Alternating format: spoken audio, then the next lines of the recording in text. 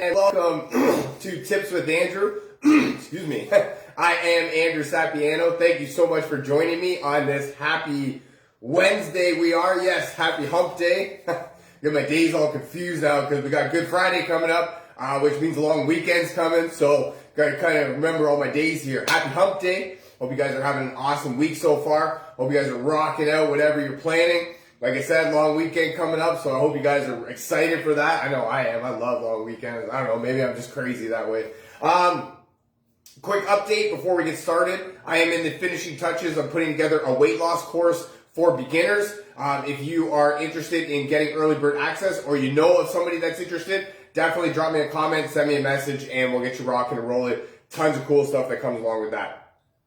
That's actually what I kind of wanted to talk a little bit about today. The world itself, at least up here in Ontario, is kind of opening up again a little bit, I guess, if we will. Some places are kind of in and out of that restricted zone. But we are, for the most part, going back to work, right? There is a lot of working from home still, but a lot of it is going back to work. That's why I wanted to come in, give some tips on how to keep up with your weight loss while going back to work.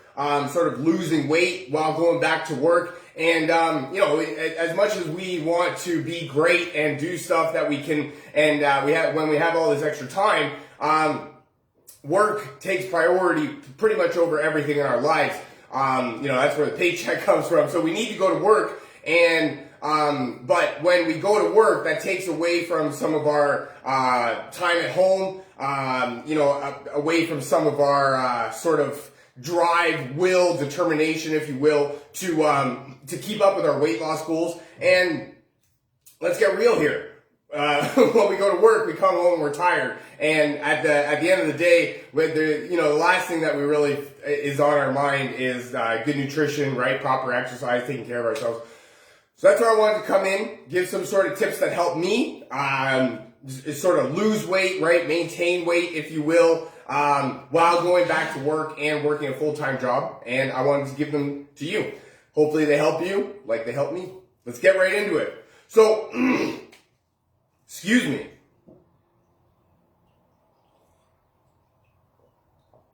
Water. I don't know why I don't have that as a tip on here. I'm looking at that. Water's a great tip.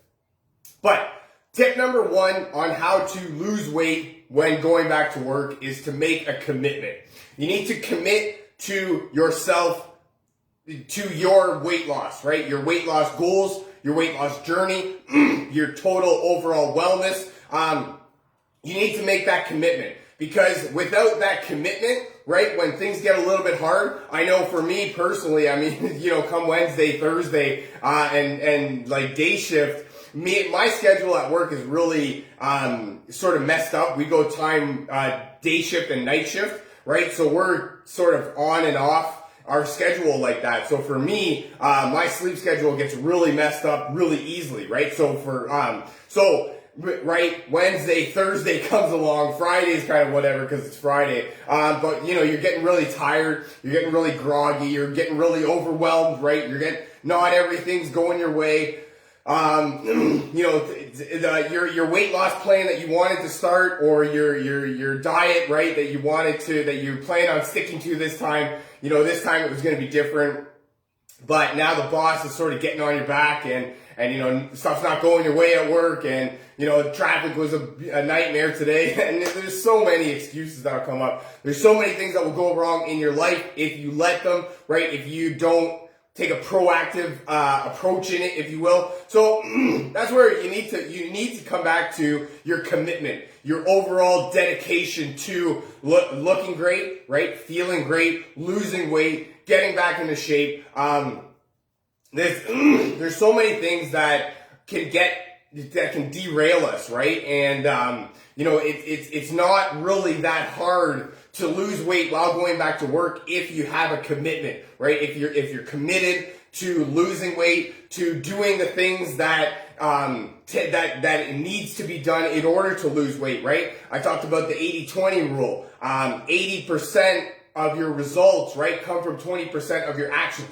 So in order to change 80% of your health, right, your weight, your wellness, all that stuff, you only need to change about 20% of your habits. You don't need to change a whole lot of things. You just need to change a few things here and there. But it definitely starts with your commitment to want to do great, to want to overcome those challenges when they present themselves.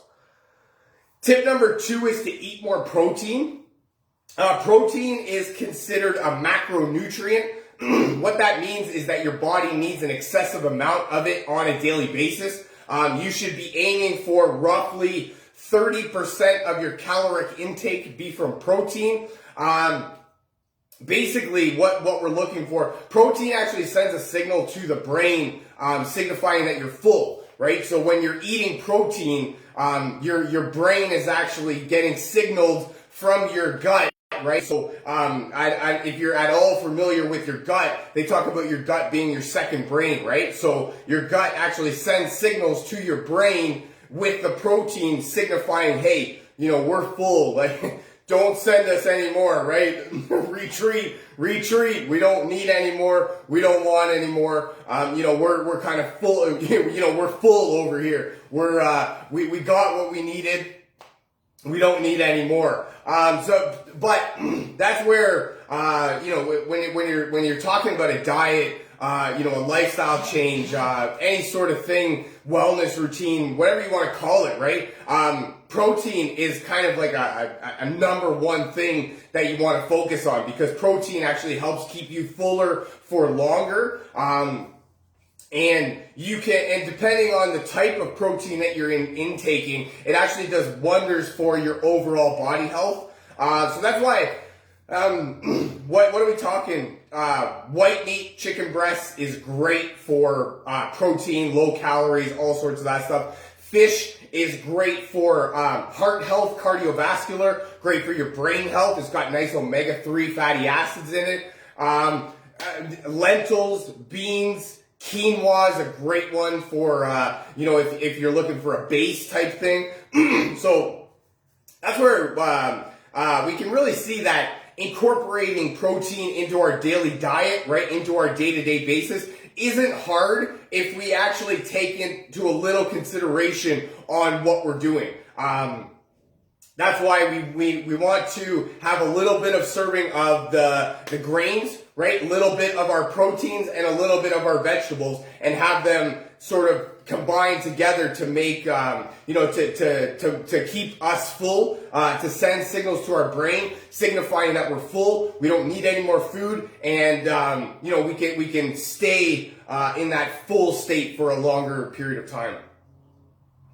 Tip number 3 on how to lose weight while going back to work: eat more vegetables. Eat more fruits and vegetables.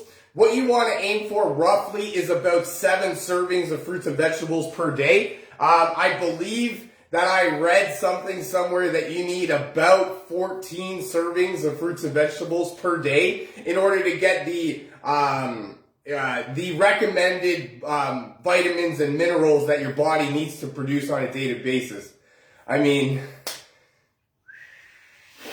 14 servings, that's a lot. What is the best way to cook your vegetables? Steamed, broiled, grilled? Is it best to have them fresh or frozen? That is a great question. Sorry, Collerton. I really hope I said that right. That's a really great question. I love that. So he's asking, what's the best way to cook your vegetables? The best way, I would say, is in water. We're gonna steam them, I guess we will. That way we sort of take away, we don't add any extra fats to it. We're not adding anything into it. We're just kind of boiling the vegetables themselves. And is it best to have them fresh or frozen? There is no best case when it comes to fresh or frozen. I would suggest more fresh than frozen, simply because fresh is your body absorbs that better. But in terms of fresh or frozen, there is no better. I'll just cut that off right there. There is no better. But actually, to go along with your vegetables thing, Tina and I we've come up with this new concoction thing that we do.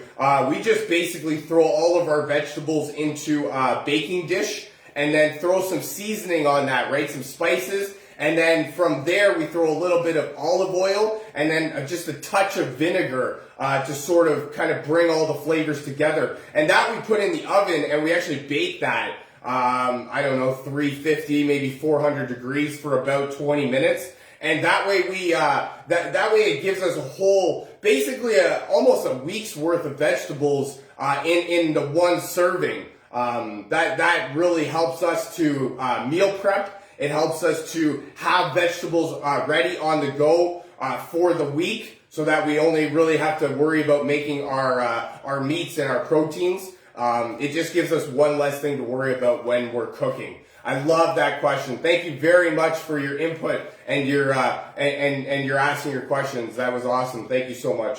I hope I answered it. I really do. So when we're talking about fruits and vegetables, we need to understand that our body needs these vitamins and minerals that come from the fruits and vegetables in order to perform at an optimal level, right? That's where a lot of times we talk about taking supplements, right? Supplements to sort of help our bodies to absorb all of the vitamins and minerals that we need on a day-to-day basis, but are not really able to get with our food intake, right? We're busy people. We have on-the-go lifestyles. And like I said, 14 servings, that's crazy. We only eat 3 meals, right? So that's a serving with 3 meals and 3 snacks in between, and you're only at 6, right? And you still need to double that and then some. So I don't know about you. Maybe I'm crazy, but if I was to eat 14 servings of fruits and vegetables every day, I do not know that I would have enough time, energy, and or effort left in me to do a whole lot more. So that's why we like to incorporate supplements in that. But definitely want to aim for 7, right? 7, I believe, is an achievable number, right? So I talked about it earlier. We do 3 meals, so that's 3 servings right there. You're definitely going to want to have a serving of fruits and vegetables, fruits or vegetables with each meal. And then in between meals, we want to be eating because we don't want to deprive ourselves of food. We just want to watch what food we're intaking, right? We want to just understand what we're putting into our body. So where we don't want to not eat, we want to just focus on what we're eating. Therefore, another serving of fruits and vegetables, right? So now we're up to 6. And then if you could find a way to sort of sneak in another serving, perhaps, early in the morning, maybe late at night, maybe midday, something like that. I don't know if you can find it, right? But as I just pointed out, it's not that hard to incorporate it into your daily life. You just have to it just takes a little bit of planning. That's all. Tip number 4 is to use a meal replacement shake. This one is really good because as much as we try to eat on the healthier side, can we liquidize our fruits and vegetables? I keep reading everywhere that liquidizing your food is very bad. You get very little health benefits, and you'd be better off to just eating as is solid. Okay, so basically, can we liquidize our fruits and vegetables? Yes, you can liquidize your fruits and vegetables. Actually, I can talk about that with this tip, with the meal replacement shake. If you're taking a meal replacement shake, you can add your fruits and vegetables into the shake and just blend it all up together, and then you can just drink it that way. You're not adding a whole bunch of calories. You're actually adding a little bit of protein and some little bit of flavor on top of that. Now, I would like to say more than anything about whether or not you're liquidizing, whatever you can be consistent with, right? If you can be consistent with liquidizing your fruits and vegetables, then you can do that, and it will be, I think, just as beneficial. I read there's very little health benefits. If you can read and find basically anything that you want to. I don't know of a deterrent for liquidizing fruits and vegetables versus eating them solids. I do know that if you bake and cook vegetables, you lose a little bit of the the nutritional value of that. So in terms of cooking or raw vegetables, it's more beneficial for you to eat the raw vegetables because of the nutrients that are in there. But this is what I want to try and say though, is that you need to be consistent. If you can consistently eat solid food, then eat solid food. If you can consistently blend it up and make it into a liquidized form, consistently do that. But that's what we're looking for, is the consistency over time on a daily basis. Whatever you can do every day, right? That's what we're looking for. With smoothies, it's all the same, but when you juice, sometimes you lose some of the nutrients. So with smoothies, it's all the same, but when you juice your fruits and vegetables, you lose some of the nutrients. That's what my trusty advisor Tina says to me. So there you go. Smoothies are great for having all of the nutritional value. If you juice them, you lose a little bit of the value. So I guess that would be the same as cooking your vegetables.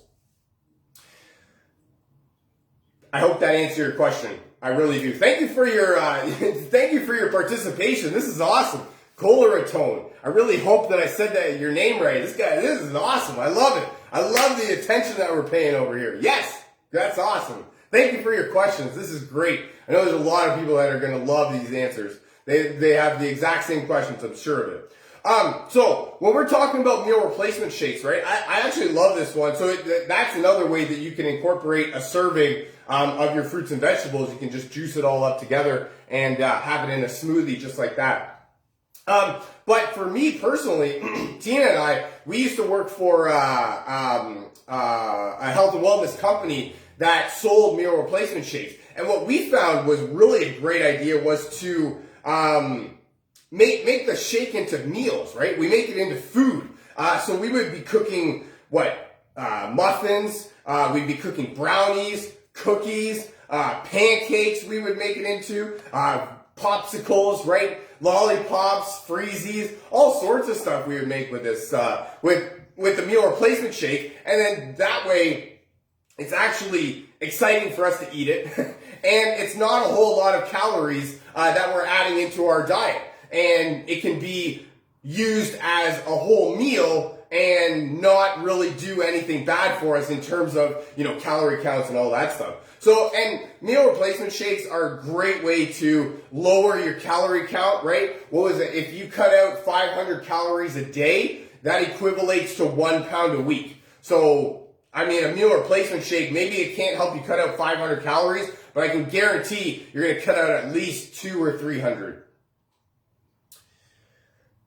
So we're talking losing weight while going back to work. Number 1, commit. Number 2, eat more protein. Number 3, eat more fruits and vegetables. Number 4, use a meal replacement shake. And number 5, treat yourself, right? Treating yourself is a great way to reward yourself for all of the hard work. We as people, we don't tend to do things too often if we're not rewarded, right? Think going to work. We go to work so that we can get the reward of money, right? So that we can live. We have a family, right? So that we can get the reward of our children that are, look up to us and think that we're the greatest people in the world. We have a spouse so that we get the reward of somebody that looks at us, with the care and love in their eyes that, we crave at every moment of the day. And I think that following a healthy lifestyle, a daily diet plan should definitely be rewarded in some way. And it also helps to keep the habits ingrained into your body by a reward system, right? I mean, as much as it happens in animals all the time, right? Dogs are the best for this. A reward system keeps them coming back, keeps them doing good things, keeps them sort of in line, if you will. And this is a great way to keep yourself in line, right? I also feel like if you're planning a cheat meal or a cheat day or something like that, you automatically do better in advance of treating yourself, right? Of doing well for yourself, because you can't help but get excited for that. And I think that subconsciously you will actually do better with your eating if there's a reward in place. And I don't really know this. I'm not a scientist, right? But I would really put money on it. I am a gambler, so I would bet on that. Yep, definitely. Treat yourself, right? Give yourself a reward. Life is hard. Losing weight is hard. Eating well is hard. Everything, lots of things in life are hard, right? So we need to treat ourselves every once in a while. My last tip more than anything is essential oils. I love using essential oils for everything. And oh my goodness, weight loss and being at work. I actually have a blend here called Citrus Bliss. This one is actually great for, it's a blend of citrus oils, so it's going to be nice and cleansing, detoxifying, right? Great for promoting gut health. But it's actually also nice for to provide an uplifting benefit, sort of when you need that extra help throughout the day, when you're feeling down and sort of out of it, and you need that help, extra little pick-me-up. I love having Citrus Bliss on me. Another oil is peppermint. Peppermint is actually great for helping promote digestive health, helping to sort of ease the digestive system. And another oil that I have here is ginger. Ginger is similar to peppermint, helps to sort of ease the digestive system, helps with inflammation. Want to become famous? Sure. Buy followers, eh? Wow, I like being famous. Sure. I feel like I'm already famous. Look at all these comments I'm getting. So yeah, ginger is great for helping with inflammation, sort of promoting gut health, easing digestion, all sorts of goodness comes along with that. That's all I got for you for today. Feel free to share this with your friends, a family member, perhaps somebody from your team that you feel needs to hear this. If you'd like to learn more about essential oils or how to get your hands on some of this cool stuff that I'm talking about, or if you would like a free sample of oils, definitely drop me a comment, send me a message saying me, and we'll get you rocking and rolling. Thank you so much for joining me. I really hope you guys have a fantastic rest of your week, and I look very forward to talking to you again. I love you guys. Bye for now.